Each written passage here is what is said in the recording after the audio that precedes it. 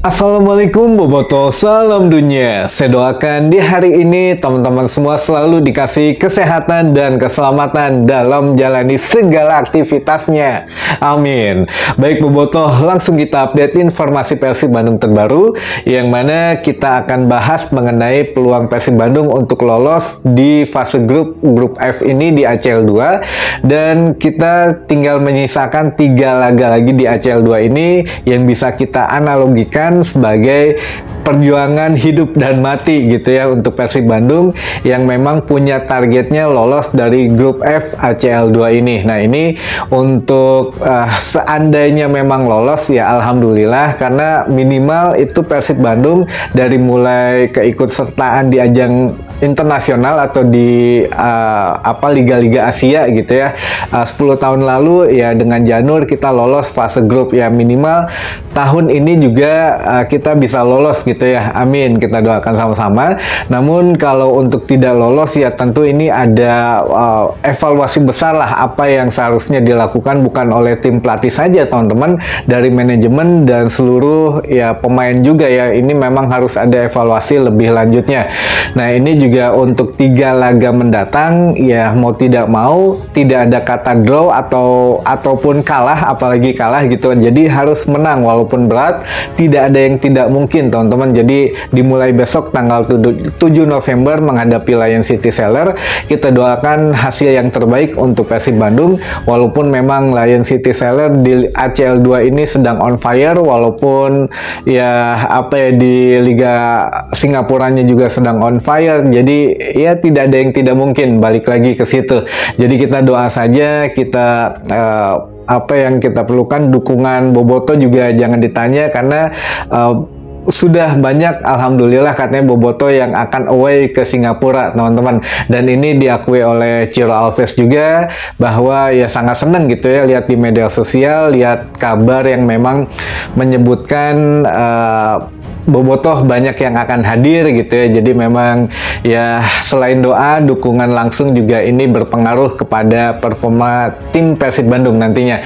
Nah, untuk kesiapan dari pemain sendiri, Bojan Hodak menganggap semuanya sudah baik-baik saja, sudah bisa kita analisis nanti kekuatan dan kelemahan lawan. Namun tetap ada beberapa hal yang harus diperhatikan, tentu saja beberapa pemain inti yang cedera, dan kita juga tidak membawa banyak pemain nanti ke sana, kurang lebih hanya 20 orang saja yang akan dibawa ke Singapura. Dan ini juga menjadi hal yang besok akan pergi gitu ya, besok tanggal 5 akan menuju Singapura, dan ya paginya masih kita sempatkan katanya untuk setidaknya latihan terakhir atau menjaga kebugaran dan sedikit taktik gitu ya, sehingga ya tidak pemain masih ingat lah apa yang harus dilakukan untuk menghadapi Lion City Seller. Tapi pada saat sesampainya di Singapura mungkin ya official training, mencoba latihan di rumput sintetis, setelah itu latihan skema pertandingan atau taktik lebih detailnya itu melalui video teman-teman. Nah, ini juga yang salah satu pemain Persib Bandung yang memang menjadi andalan kita, David Da Silva, akhirnya buka suara juga lah gitu ya, bahwa DDS mengatakan dia sudah siap, katanya sudah di briefing juga, jadi semua pemain memang harus mati-matian untuk menghadapi ACL 2 ini, karena mau tidak mau ya ini menjadi satu laga yang sedikit berbeda lah untuk dia, karena kan DDS sendiri ya sudah lama absen, dan besok dikasih lampu hijau katanya dari fisioterapis, mangga katanya kalau memang DDS mau dimainkan lebih dari 45 menit bisa, tapi ya dilihat situasi dan kondisinya saja.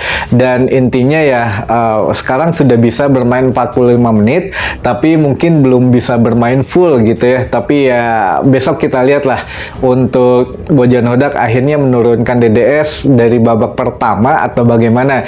Jadi mudah-mudahan tidak salah strategi lagi ya, atau ya kita serahkanlah semuanya ke Bojan Hodak. Mungkin dia dia yang tahu kondisi dan keadaan dari setiap pemain gitu ya. Kita hanya bisa ya mendoakan saja teman-teman. Nah, selain Bojan Hodak, selain David da Silva juga dia sedikit mengungkapkan rasa kekecewaannya kemarin atas ada sedikit kasus yang kemarin gitu ya, yang mengenai akun-akun di media sosial yang setidaknya sedikit bikin sakit hati dia lah waktu mengatakan apakah layak diganti atau tidak gitu ya.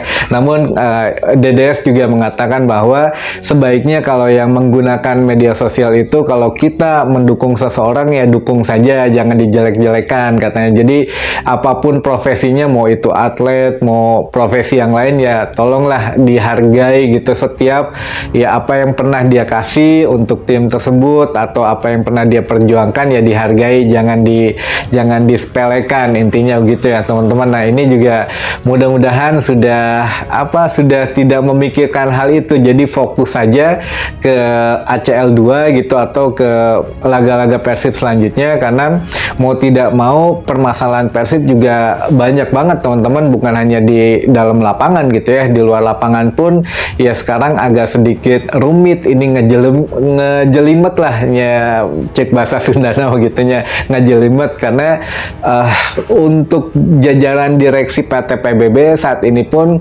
ya sudah mulai mengundurkan diri gitu ya. Jadi ya terakhir ini Kang Is atau Kang Iskandar Kunaifi, yang mana kalau teman-teman tahulah salah satu direktur operasional PT PBB juga sudah resmi mundur dari PT PBB, dan ini menegaskan bahwa susunan kabinet yang disusun oleh Pak Teddy Cahyono sudah dipastikan habis semua gitu ya. Jadi yang sekarang yang dibawa oleh Kang Aditya itu memang ya sudah otomatis ya pilihan Kang Adit gitu ya, bukan dari Pak Teddy Cahyono, yang mana kita juga pernah tahu sebelum direktur marketing yang sekarang itu dulu ada Teh Gebi atau Teh Gabriela ya, itu mundur, lalu Pak Teddy juga mundur karena ya ya ke PSSI gitu ya, ke PT LIB,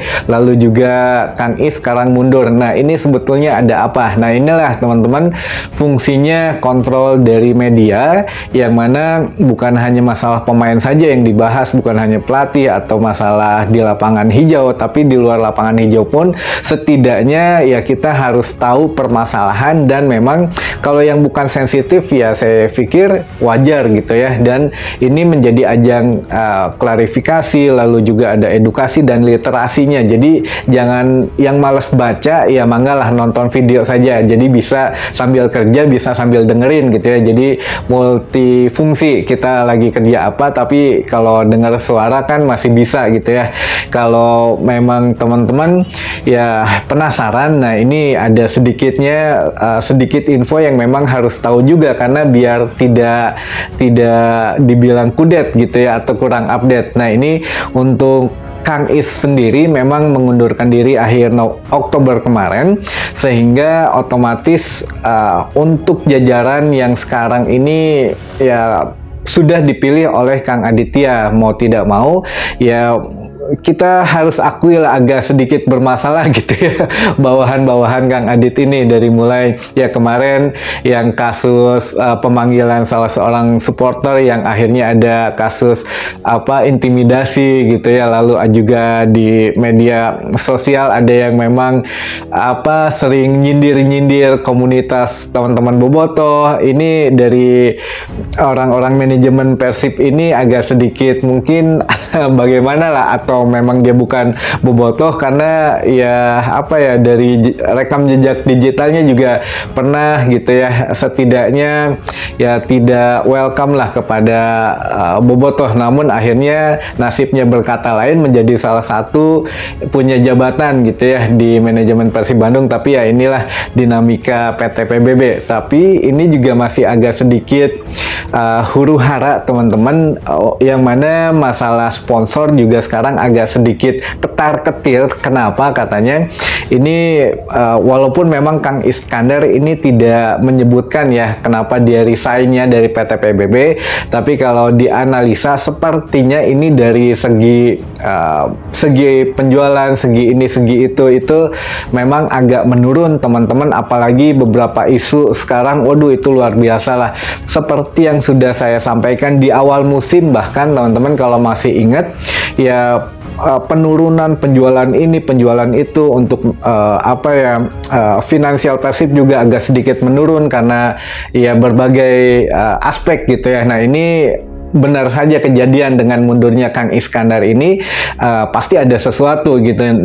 Jadi jangan disangka mundurnya seseorang bisa digantikan seseorang lagi ya. Jadi ini tuh sangat berpengaruh. Kalau teman-teman mungkin tahu Kang Iskandar ini kan anaknya mantan gubernur Jawa Barat gitu. Lalu juga dia punya jabatan tinggi juga sebelum masuk PT PBB, yang mana ya bawaan Pak Teddy Cahyono lah ini saya pikir lumayan berpengaruh gitu ya dari ide-idenya dan lain sebagainya. Namun digantikan dengan yang sekarang ya mungkin kita bisa lihat lah kualitasnya bagaimana gitu ya. Nah ini juga untuk masalah sponsor, katakanlah salah satu sponsor di Persib Bandung sekarang lagi agak ngiri lah istilahnya gitu. Kenapa cuma ini saja yang terus dimajukan ya? Kita bilang aja lah Planet Persib terus yang dimajukan, promosi ini itu segala macam, tapi yang lainnya kok adem-adem aja. Makanya kemarin juga ada ya apa ya, kalau nama sponsornya nggak kita sebut, tapi yang punya fan token lah gitu ya. Pasti teman-teman tahu yang punya fan token ini itu ngerasa setidaknya kok ngiri gitu. Harusnya kita yang sering lebih dekat, yang punya akses ke pemain, yang ini yang itu. Makanya kemarin juga kan nggak mau kalah, jadi sponsor yang ini mengadakan jumpa fans juga dengan kedekatan dengan pemain, tapi ya bisa dilihat lah kualitasnya berbeda gitu ya dengan apa kalau yang memang Planet Persib lakukan gitu. Itu agak sedikit beda lah gitu ya. Jadi ya mudah-mudahan lah dengan manajemen yang sekarang bisa mengatur baik ke supporternya, baik ke memanage dari sponsornya juga baik memanage segala macamnya juga baik, dan jangan terlalu